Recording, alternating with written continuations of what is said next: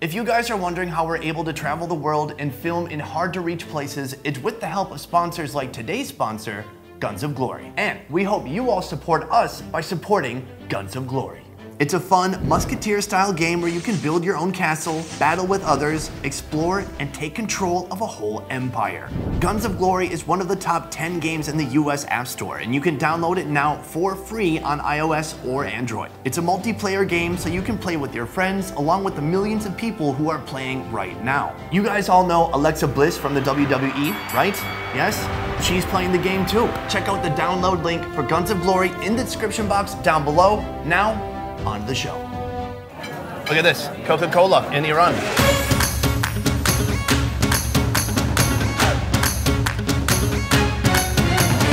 Right now, I am in Tehran, in Iran, and today I have the privilege of witnessing some local cuisine that very few have the chance to see. Let's check it out.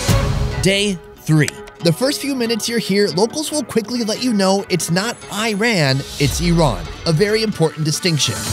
This is the first country I've seen that's showed very few, if any, signs of international Western brands.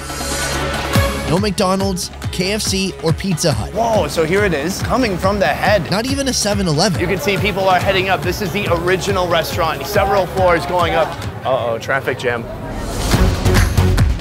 Neon Farsi words and characters light up storefronts. But at this point, I can't tell the difference between a lamp store and a sandwich shop. Luckily, I'm being joined by Tehran's food reviewing power couple. Considering there's no Facebook or YouTube here, Instagram is the platform of choice for foodies, and Ghazaleh has seen it all. This must be a super complicated dish. Do you know how they make it? Yes, I know. I will tell you if you want. That's all right. I'll just do it in voiceover. Okay. Today we're going on an all-out food adventure. From the traditional, this oven fits 100 pots, so that's 100 different meals, to the busiest kitchen in Tehran. Have you ever been in a kitchen this busy? No. Time to eat.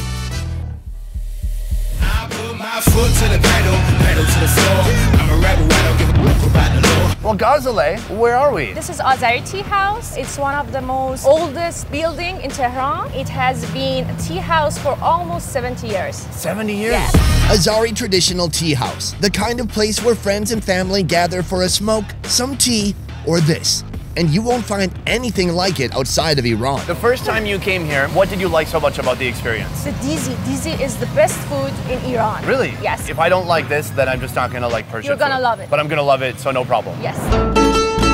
Dizzy, or abgusht, literally means meat juice. The word also refers to the traditional stoneware crocks it's served in. I am in the kitchen right now with Ali, my brother. Thank you so much for having us today. And they're gonna start by putting all of these clay pots into this cooking device that I've never seen before. It's like a giant chest oven. These huge custom-made ovens are meant only for cooking this dish day in and day out, 100 at a time. It's a super simple recipe. It's got about 6 ingredients, starting here with chickpeas and white beans. He's got like a little bean shot glass to measure exact portions. Next, add the main ingredient, lamb meat. It's not just the meat, but a nice big hunk of fat to add even more flavor. Unlike the beans, he's being very critical now, making sure it's perfect, no lamb hair. So far, so good. The chef fills each clay pot with water and they cook for 6 hours. He's gonna be adding in more water so it doesn't dry up, but otherwise this takes a super long time to cook, but I think it's gonna be worth it. After 6 hours, add some potato and leave it be. A separate pot is filled with tomato sauce, turmeric, lemon powder, chili powder, and salt. Boiled and stirred until it becomes thick, then added to the dish, giving the Dizzie its true essence. Okay, so what's, oh wow. Okay, so we have some bread, sangak. Sangak. Sangak means little stone. And this, the national bread of Iran, is cooked on top of thousands of hot stones that give this bread its unique dimpled texture. The dough is made with wheat and often topped with dry herbs or spices. In this bakery, they're using poppy seeds. This is a square shape, but the way he dumps it on the stones is what gives it its unique long shape. He just kind of drapes it over the stones in such a way that it stretches out. And I don't know how he does it. Like, look at all these. They're all pretty uniformly the same shape. And probably my favorite part is that there's still some stones lopped into the bread. Here you can see another one. Oh, what was I thinking? Of course, it's really hot. Does that make you nervous at all? Like 1 million people are gonna watch us eat. No, because I do this video with my husband. Yes, okay. You should see it.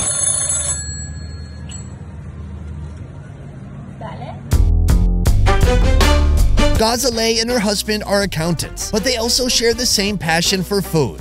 When they're not crunching numbers, they're hitting the streets of Tehran, sampling the best restaurants in town. They're gonna bring the Dizzy. It's still gonna be boiling, right? It's gonna be hot. You should pick up with that one. All right, I'm ready for it. Whoa, so here it is, coming from the head. Oh, there we go. So he lays it out for you. First of all, you should find the dombe or fat, look for it. And we take that out. And then you should mash the fat. With my spoon. This one. Oh, with the, what do you call that? Bushkub. Oh, this is kind of fun. Then you should add the bread.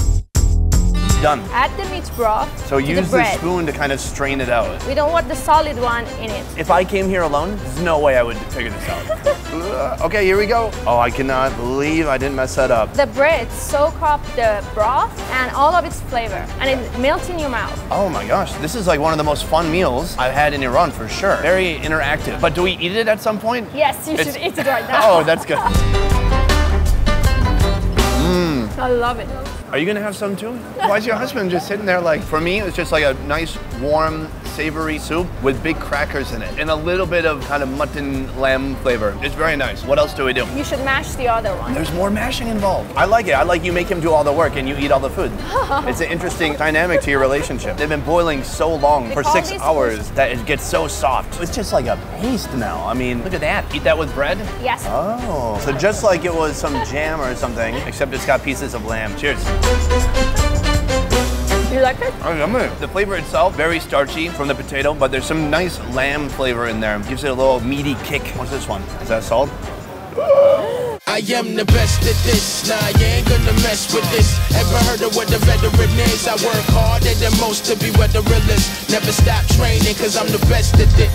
Boom, we finally made it here. This is the center of Tehran, right? Yes, it is. We're headed to the busiest restaurant in town, a place where even locals stand in line for hours to get a taste. Located in the heart of the capital, Tehran's Grand Bazaar. They call it a city within a city. You could go to a mosque, bank, restaurant, shop for clothes, all while never leaving the marketplace. People come here to buy food, to go to restaurant, buy clothes, everything you want, it's here. Including the restaurant that we're about to go to next. Yes, MOSLEM. It is the most famous restaurant in Grand Bazaar. It is a really big line and you should stand there and maybe after 30 minutes you can go there. MOSLEM restaurant has only been around for 13 years, but it's one of the most popular restaurants in the city, serving over 6,000 people per day. So behind me, this sign is telling people where they have to queue up if they want to eat here at MOSLEM. This is the beginning of the line. Let's go. Okay, let's actually go. There's like the line intercrossing with all the normal bazaar goers. All these people waiting here. Hello, hello. Up here, you can see people are heading up. This is the original restaurant here. Several floors going up. Uh-oh, traffic jam. And all you need is a camera and they let you right in. Hello. Oh, everyone's so nice here. All right, the only thing left to do now is to find a place to sit. Luckily, MOSLEM's owner has generously offered to show us around the kitchen, where you can quickly see the mechanics behind cooking up a delicious menu on a huge scale. We are in the kitchen now. This place is so lively, so much action in here. Yeah. Have you ever been in a kitchen this busy? No. This is one of the foods we're going to be trying today. Yes. What is the name of this? Neck of sheep. What is neck of sheep? Sheep neck. Oh.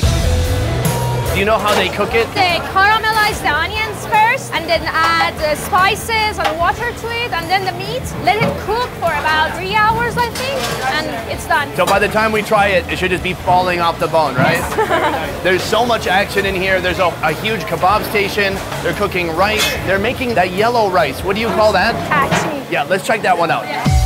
This is one of their signature dishes, Tahchin with chicken. A vibrant, rich, cooked rice cake loaded with local ingredients. It starts with cooked white rice, then a mixture of egg, saffron, and yogurt is mixed in.